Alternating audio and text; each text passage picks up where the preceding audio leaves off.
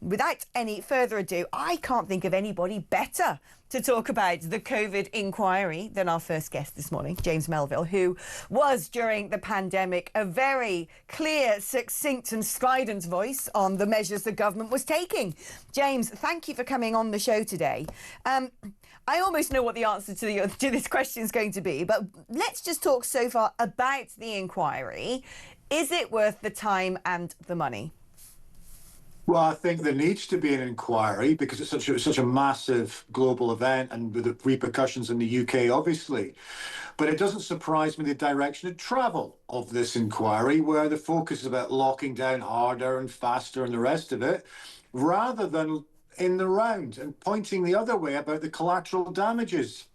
You know, I argued for a very long time, and many others during the pandemic, that lockdowns wouldn't get us to net zero in terms of COVID, but also the collateral damages would be enormous. I mean, I also pointed out that Sweden was probably the best approach, whereby they held their nerve, they kept open society, schools, no masks. And actually, over that period of the COVID era, from 2020 to 2022, Sweden ended up with the lowest excess deaths, all aspects, because they understood that to lock down the country has enormous knock-on effects, and none of them good.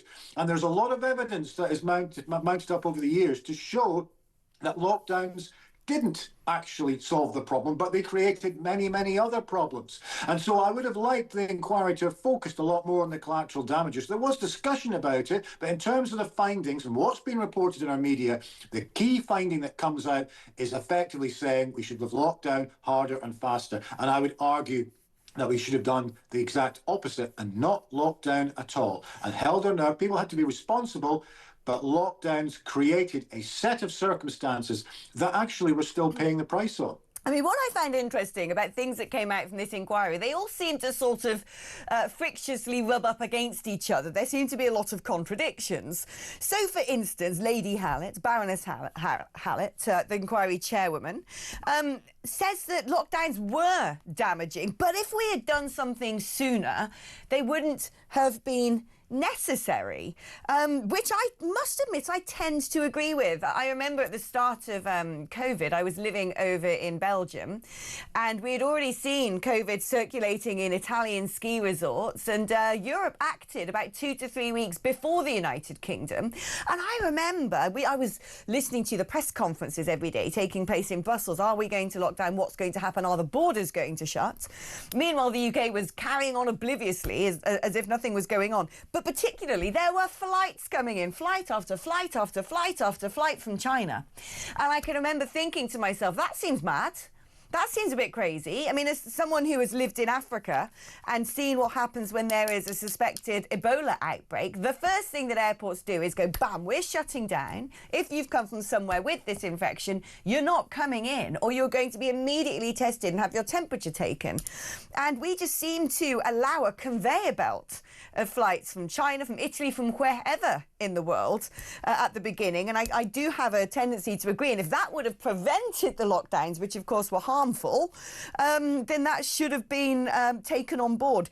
The other thing she spoke about is the fact that SAGE didn't take other advice, that the committee basically just was sort of locked in an isolated bubble, and so weren't listening to other voices, that perhaps what we needed was an economic committee as well to examine the impact of lockdowns.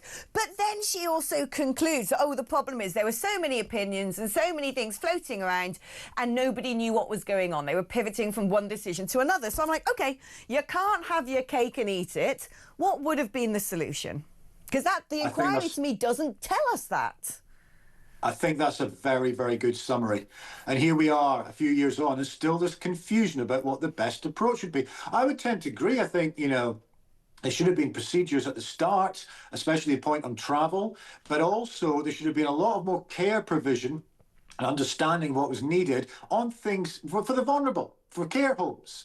They were the ones ultimately at risk. There's all kinds of nonsense that was then sort of developed about kids being super spreaders and sort of methodology changing in terms of 28 days after testing positive for COVID, you mark down as a COVID death regardless. You know, there was a lot of measures that were put in place that were just utter nonsense. But there was a lot of nonsense at the start as well. And I think we had a government that weren't doing the basics at the start, in particular, securing borders and travel and so on, and protecting the care homes. But then, because of media pressure towards lockdowns, went completely the other way. And they were literally throwing stuff at the wall, hoping that it would stick. And a lot of the measures were draconian. They were also illiberal. It moved into the era from lockdowns into vaccine passports, which was appalling. And so I felt that the government went from one, because initially Boris Johnson was talking about take it on the chin and, you know, heard it be a bit like Sweden. But I think we could have had a blend whereby there was some things tightened up at the start, like travel, to lower it, but then an understanding that a virus is a virus and lockdowns were not going to solve the problem. And if you look at New Zealand and Australia, they went full on, locking everything down, but actually they still ended up with COVID. And yet the damage that was done to their economies by stopping our businesses trading, shutting the schools, reducing people's freedoms, ultimately the price that was paid in so many different ways, in terms of economic damage, kids' mental health and isolation, you know, mounting waiting lists. If you look at the UK waiting lists, the numbers that have gone up since COVID is because there was a prioritization of COVID and a lot of other things were delayed. If you look at the economic damage in the supply chains, people go on about, oh yeah, the state of the economy is to do with Brexit. But what's conveniently forgotten is the state of the economy and the cost of living has started since the COVID restrictions, because you cannot shut down a country and an economy for the best part of 18 months without huge economic collateral damages. So I would have liked the inquiry to have looked at all of these things in terms of their conclusions much more in the round and been more balanced. And I think we need to learn from this, because I think in the future, if we go through something like this again, hopefully we won't, then there needs to be a plan in place that the right things are done in the right way, but ultimately not to shut down society, because we can't afford it, and the collateral damages are enormous. This is what is astonishing. When you look at the cost of furlough alone was hundreds of billions, hundreds of billions. And there were some people who were not working, sitting there sunbathing, being paid by those of us who were still working, or those of us who didn't have the option of going on furlough. And as you said, you look at the high streets around the United Kingdom. I've just come back from Brussels, where I was living just as the pandemic started and then moved out before the borders shut, and I've gone back. And the city centre of Brussels, you can tell it's been decimated by COVID. The same thing, boarded up shops, economic desperation. And that is the conversation we're not having. And yet, it seems to be another conclusion she's drawn, despite saying, oh, well, you know, we wouldn't have needed to lock down. Lockdown's clearly been harmful on children. There needs to be an economic advisory committee talking about the fiscal fallout from all of this. She flags up the approach of people like Nicola Sturgeon and Mark Drakeford in Scotland and Wales as being different from England, stricter, tighter, tougher. I remember Mark Drakeford went absolutely mad in Wales. They were basically putting police cordons around magazine stands. But she sort of suggests that this was a better approach. Again, it is so contradictory. I just cannot understand how she's saying, well, lockdowns were really harmful. If we'd done something sooner, we might not have needed to. Wales and Scotland did this better. What? Because they had bigger lockdowns. So what is this conclusion? I don't understand what we are. It seems to me, like I said, a synthesis of all of the sort of, ridiculous hyperbolic headlines about hurty words in WhatsApp messages. It seems to have become a trial of personalities, which is not helpful. You know, if we accorded the same sort of inquiry to the Second World War and said, oh, well, you know, Churchill, he was sozzled by midday. He spent too much time in the bath. He was rude to his staff. I don't care. I don't care whether Dominic Cummings called people names. What I care about is if that vaccine hurt people, how much lockdowns cost our economy, and if for the next respiratory infection that's circulating, whether we need to go through all of this again. But we don't know. Completely agree. I mean, this is the thing. If you remember back, and it's like this discussions have all been opened up again the last day and nothing's moved forward. It's the same discussions. Everyone's picking a side, but there's no strategy in the middle of it all. You know, what I remember back in that era, or if anyone even dared to suggest collateral damages, of which they've all happened, then they were smeared, thrown under the bus and said that they were a crank and a conspiracy theorist and all that sort of nonsense. But actually, public health debate has to be done in the round. You can't just slant it one way and say, this is what we're doing, and we'll shut down any other dissenting voices or alternative opinions.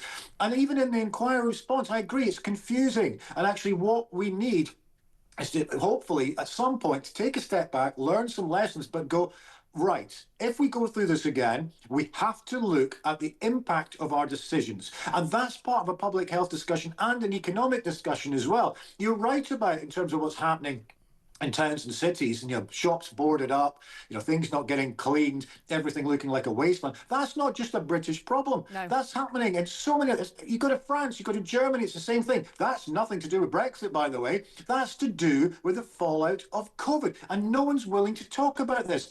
And so therefore, if you're going to lock down again, hopefully that will never happen, you've got to be concerned and aware about what happens when you go down the tracks in terms of economic damage and mental health damage and just basically a loss of spirit in society. I would argue as well that Britain has never quite recovered from COVID. You can feel it. Nobody has. When I was in Brussels just yesterday, I was talking to a young guy who's like, oh, I want to get a job. Can you help me? I'd love to sort of be advising people in UK politics. I live in the south of France and I can do it 3 days a week. And I'm like, that's not the real world. But now we've got this sort of strange idea ever since lockdown that it's perfectly fine to only work when you want to from home.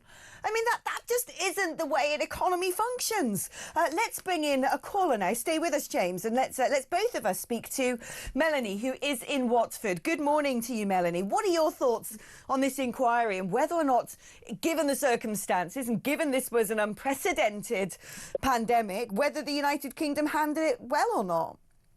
Hi, Alex. I'm really privileged to talk to you. I love your show. Oh, thank you. I was really pushed to make this call because I remember on the 13th of March in 2020, I was actually driving down south from London to a work thing for the weekend. And unfortunately, my daughter, who lives in London, had come down really hard and fast with a very, very serious chest problem. She works in the NHS as a midwife, and she could hardly breathe and speak at the same time. So I couldn't help her as I was driving, but I called 111 to try and get some help for her. And as the call was answered with the automatic message, and then it went through and it said, if you are in Milton Keynes, press 1. If you are anywhere else, press 2. And I thought, that's really weird. And it just started I got my call over and done with and sorted out, but it just made me think, hang on a minute, we're coming after some news of these busloads of people, particularly Chinese flights coming in, being picked up from Heathrow and bussed up the M1 to Milton Keynes. And the funny thing was, we were told that the coach drivers, they're supposed to be taken up there to some sort of a quarantine place, but the coach drivers aren't being put in hazmat gear, and they're probably going down the pub later on and saying, oh yeah, I bust a few loads of tourists, Chinese tourists up again to the Milton Keynes Centre to their mates in the evening. And I just thought, this was a week before Boris's lockdown. Yeah. They knew something was going. Why didn't they, instead of talking about the lockdowns and the merits or what of them, why don't they talk about stopping those flights beforehand? Well, they knew. I mean, this was centred there. This is what James and I were sort of talking about, which is, like I said, I've lived a lot in Africa, and the minute that there's something pretty grim, Marburg or Ebola or yellow fever or whatever that happens in Africa, the borders close. And this is developing world, right? If you find something in Sierra Leone or Guinea or the Côte d'Ivoire, the borders close. And they managed to do this effectively. And I think for me, the thing that I find inexcusable is I sat there in Brussels thinking, I don't know if I'm going to get stuck here So I made the decision to try and get out, and I did manage to get out and get back to Britain after the borders had officially closed, but because I was coming home. But while all that was taking place, and they were taking it a bit more seriously, not brilliantly seriously, you did have I actually got COVID when I was living in Brussels before I even came home. It was circulating everywhere because of all the people from the Italian ski resorts and the like. But in Britain, we are an island. We could have gone, well, do you know what? There's something really funny happening in China. We can see that there's a really scary looking infection over there. So no flights from China, none. Yeah, we could have done that. James, why didn't we? Because for me, I draw a connection between not wanting to stand up to Beijing and say, I'm sorry, if you've got a public health issue, you ain't coming in. But also those people who said, oh, a bit funny that this whole idea of bats and pangolins from a wet market was, I don't know, like just round the corner from the virus laboratory where they were making coronaviruses. You know, and if anyone said that, well, you're a crank, you're a lunatic, you're xenophobic, you're a racist. I draw the connection between those two things. And yet here we are. We've just had a report, haven't we, that the Chinese are going hell for leather spying in Parliament. And Sir Keir Starmer's still planning to fly out there in January to go hang out with President Xi. He's still saying yes to the super embassy. And to me, that is a critical lesson, James, that we still haven't seemed to have learned.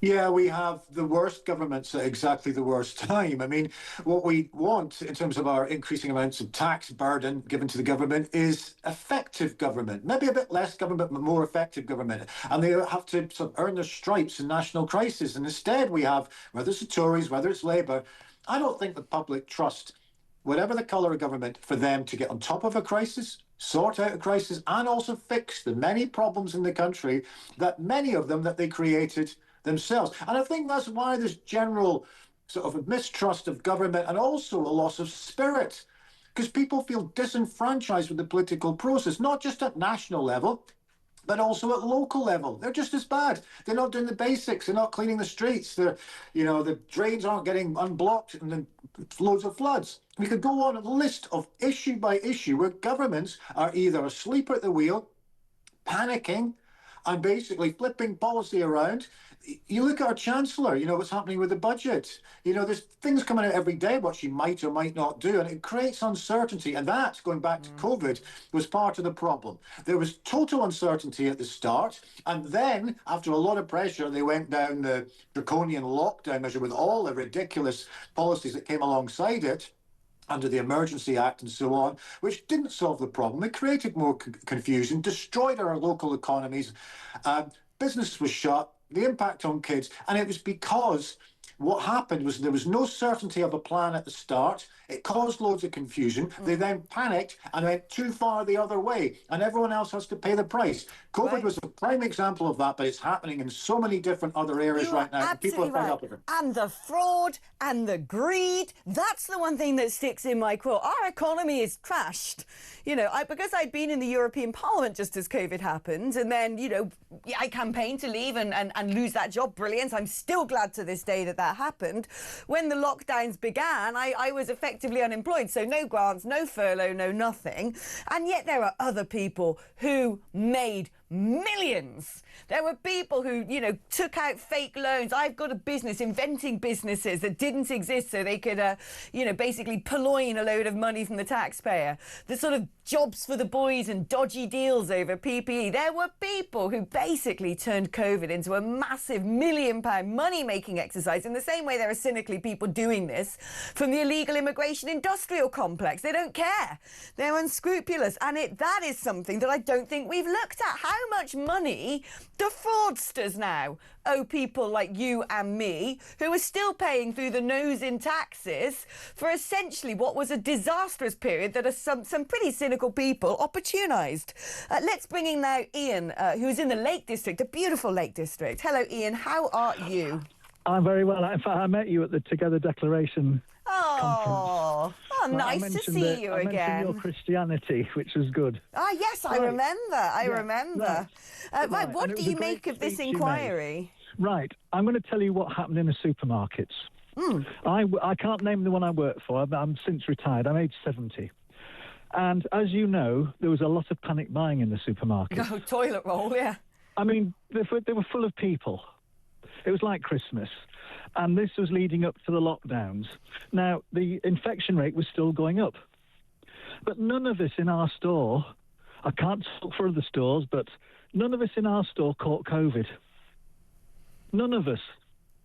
Right. And by the end of the summer, because I was following my store manager, who I knew well, because I'd worked with him before, he knew I was looking into COVID, and he was giving me details of the company. And by the end of the summer, we employed 114,000 colleagues, and only 2 people died of COVID in the whole company. We don't know whether they were working from home, and we don't know whether they were comorbid. Now, that is fact. That is fact. So why do you think that was? What conclusion are you drawing from that? Well, I don't know. I mean, I don't know. I mean, I'm not anti-virus. We had a virus, probably no worse than flu. We knew the infection rate, and we knew what the rate of death was, only like a bad flu virus. I mean, that was fact. And do you remember that boat that was near Japan? Oh, yes. Yeah, yes. well, see, none of them died on the boat. They all died in hospital. Treatments in hospital weren't good. Treatments in nursing homes weren't good. There are still so many unanswered questions. One thing that really got on my nerves is I knew that I had had COVID, right? Because I had a virus like no other when I was still in Brussels. I was so poorly. And the thing that really stood out for me was it was so unlike anything else because I couldn't taste anything. I was packing up to leave Brussels. I remember I was making a curry. I put a whole garlic clove in my mouth. I'm like, I don't get why I'm not tasting this. And that night I was Googling, thinking I might have some sort of brain tumour. And then it became quite clear to me when I did a bit of research online that similar symptoms had been reported. And I was looking at reports from Singapore and the like. And I remember I came home and I wrote for the Telegraph at the time, was the first person to say, this is a very clear symptom. You can look at the data from other countries and this is evidently what is happening. Meanwhile, you had the Royal College of ENT Surgeons also saying we're having a lot of people presenting themselves, reporting anosmia, not being able to smell a thing. And it took the government months, well over 6 months, to list this as a symptom. Instead, the main symptom, they said, is a long and continuous cough, which I still think to this day most people with COVID never actually had. James, what was going on here? It seems to me that for all of the data, for all of the modelling, for all of the scientists sitting around, we just seem to make decisions at a glacial pace. Yes, but also inconsistent decisions, and decisions that weren't going to make a bit of difference, but were going to cause a lot of damage. They always said, they used a lot of tropes at that time. You know, there was save Granny, save the NHS, but one of them was follow the science. But it wasn't following the science a lot, because it was political expediency. You know, we had SAGE sitting in the heart of government. Some of them, quite frankly, should be nowhere near decision-making, and they were framing it around behavioural science, nudging, in terms of almost like a social experiment, but as the point you said earlier, no consideration whatsoever on an important bit, the economic damage, because economic damage effectively leads to health damage, and that should be part of a public health debate, because if businesses are closing, mental health issues come off that, people go into poverty, that has knock-on effects with health as well. And it comes back to the Sweden model again, where they held their nerve, and guess what? Guess which country had the lowest excess deaths over that period? Sweden. So, because they looked at it in the round. Of course, they put some light-up measures in. You know, it wasn't completely laissez-faire. They were looking at it, but they also understood the impact assessment. And we didn't have that at the time. It seemed to be one-dimensional. We basically got to throw everything at COVID. Whether it works or not, it's kind of irrelevant. We just got to be busy and do all these restrictions and shut everything down. But they didn't do the crucial bit where they had to measure the impact of this. Yeah. And the impact, it comes back to what I was saying, the impact of COVID is still showing. Our economy has not recovered from this. Mental health cases are through the roof since the COVID period, and the general spirit in the country has massively declined, and we need to learn from that next time. And that's the disappointing thing in terms of the outcomes of the inquiry. Even though these points were touched on in previous debates in the inquiry, the outcome of the inquiry fundamentally is about harder, faster lockdowns. And it's a lot more nuanced on that. Yeah. We have to factor in the collateral damages as well. I couldn't agree more, James. We could talk all day about this, couldn't we? I mean, there's so much more to still get our teeth into, but it's been a real privilege having you on the programme this morning, a key voice and a key anti-lockdown campaigner. You know, when I remember some of the more mad things of COVID, two things stuck in my mind just then. One was this idea that when you know, restrictions were being lifted and you could go to the pub, you had to walk in a clockwise direction or something. You know, everyone had, like, you go through this door, you enter through this door, you leave through that door, two people at a table. I was like, it doesn't make a blimmin' bit of difference. If you've got a load of people in an enclosed room, you can walk left, right, upside down, walk on the ceiling for as far as I care. The virus is still going to circulate in a closed environment. And then, of course, eat out to help out, get money off your McDonald's when we knew that obesity was one of the main driving factors for excess deaths.